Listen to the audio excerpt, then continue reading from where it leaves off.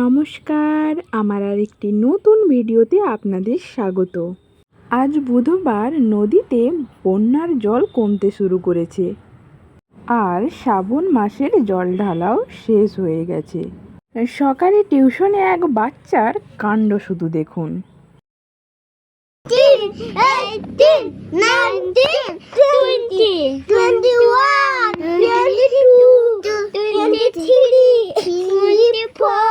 24, 25, 26, 27, 28,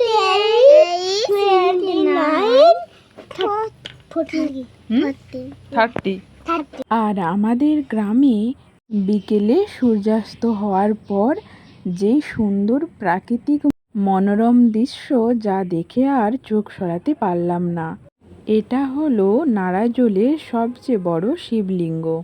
আজকে কলেজে গিয়ে দেখলাম আমাদের কলেজে শুরু হয়েছে প্রতিমা গড়ার কাজ।